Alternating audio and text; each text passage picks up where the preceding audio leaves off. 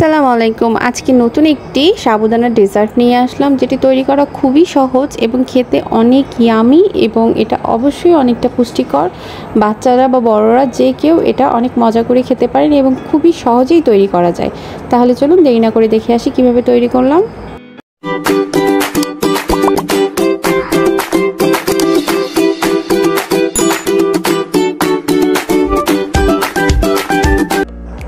এখানে একটি পাত্রে আমি নিয়ে নিচ্ছি 1 কাপ মতো সাবুদানা। এখন এর মধ্যে দিয়ে দিব 3 কাপ মতো পানি। তারপর আমি পরবর্তী স্টেপে যাব। এই দেখুন, চুলাতে জালটা জ্বালিয়ে দিয়েছি। চুলার আঁচটা অবশ্যই লো হিটে রাখবেন এবং অল্প অল্প করে আস্তে আস্তে জাল দিবেন। আমি এই যে দেখুন নেড়ে চেড়ে আস্তে আস্তে জাল দিচ্ছি। কিছুক্ষণ জাল করে নেওয়ার পর এখন এর মধ্যে দিয়ে দিব আমি 1.5 কাপ মতো জাল করে রাখা খাঁটি গরুর দুধ। এখানে আপনারা যে কোনো লিকুইড দুধ ব্যবহার করতে পারেন। তারপর এখন আমি এগুলোকে ভালোভাবে নেড়ে চেড়ে আস্তে আস্তে মিশিয়ে নিব। চুলার জালটা কিন্তু আপনারা অবশ্যই একদম লো হিটে রাখবেন, না হলে কিন্তু খুব সহজেই লেগে যাবে। দেখুন আমি ভালোভাবে মিশিয়ে নিয়েছি। দেখুন আমার সাবুদানাটাও অনেকটা রান্না হয়ে গিয়েছে। এখন এর মধ্যে আমি দিয়ে দিচ্ছি 1 কাপ মতো চিনি। চিনির পরিমাণটাও আপনারা স্বাদ মতো বাড়িয়ে বা কমিয়ে নেবেন। দিয়ে আমি এখন এটাকে ভালোভাবে নেড়েচেড়ে নিব। কিছুক্ষণ নাড়াচাড়া করার পর দেখুন আমার সাবুদানার ডেজার্টটা অনেকটাই হয়ে গিয়েছে। আমি এখন এটাকে নামিয়ে নিব।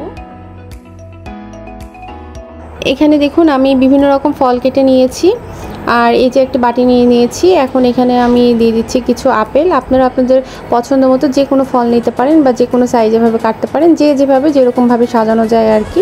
এই যে দেখুন আমি আপেলগুলো নিয়ে এখন সাজিয়ে নিচ্ছি।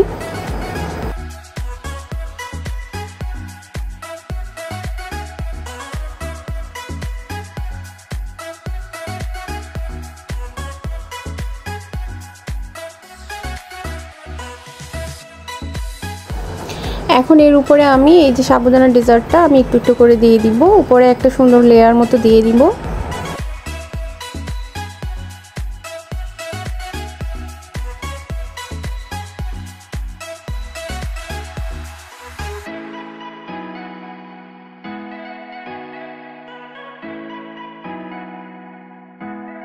দেখুন আমার উপরে সুন্দর একটি লেয়ার দেওয়া হয়ে গেছে। এখন এর উপরে আমি দিয়ে দিচ্ছি কিছু খেজুর কুচি করে রেখেছিলাম সেগুলো। আপনারা আপনাদের প্রয়োজনের মতো বা পছন্দ মতো যে কোনো পছন্দের ফল এখানে দিতে পারেন, সেটা আপনাদের স্বাদ মতো। দেখুন আমি খেজুর দিয়েছি। এখন এর উপরে আবার একটু সাবুদানা দিয়ে আরেকটা লেয়ার তৈরি করে নিচ্ছি।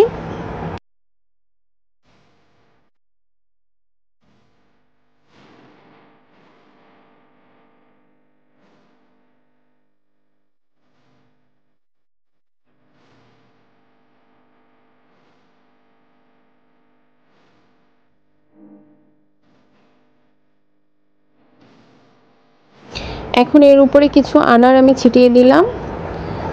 তারপরে দেখুন আমি এর উপরে আবার সাবুদানা ডেজার্ট দিয়ে আরেকটা লেয়ার তৈরি করে নিব।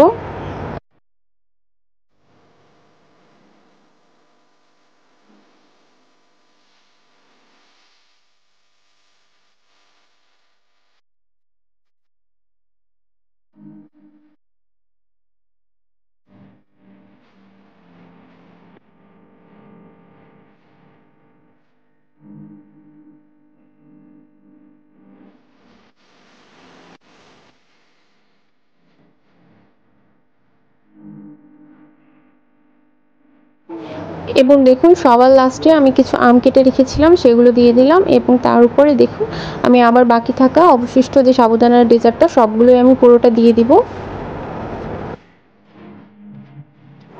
দেখুন আমি এই ডেজার্টটাকে আমি ফ্রিজে রেখে দিয়েছিলাম 2 ঘন্টা মতো সেট হওয়ার জন্য। দেখুন সম্পূর্ণভাবে সেট হয়ে গিয়েছে।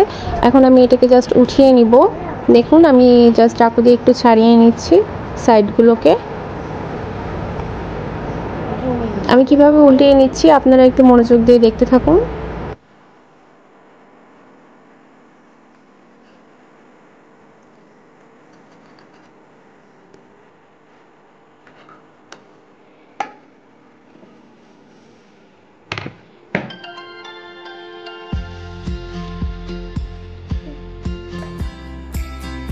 বাস রেডি হয়ে গেল আমার সাবুদানা এবং ফ্রুটের এই ডেজার্টটা। এটা খেতে অনেক মজা এবং তৈরি করা দেখলেন তো খুবই সহজ। এখন আমি এটাকে কেটে পরিবেশন করব। আপনারা বাড়িতে এটা অবশ্যই ট্রাই করবেন এবং কমেন্ট সেকশনে জানাবেন যে আপনাদেরটা কেমন হলো। সবাই ভালো থাকবেন, সুস্থ থাকবেন। ধন্যবাদ।